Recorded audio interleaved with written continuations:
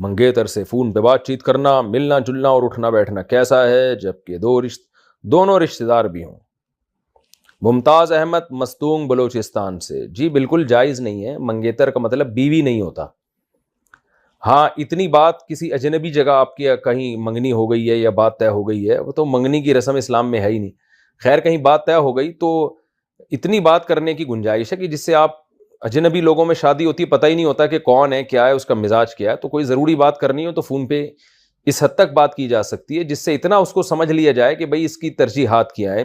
मिसाल के तौर पर एक आदमी चाहता है मेरी बीवी दीनदार हो, बापर्दा हो, नमाजी हो, तो उससे इतनी बात बराह रास्त पूछ ली जाए कि भाई ये दीनदार है, नमाजी है भी या नहीं है।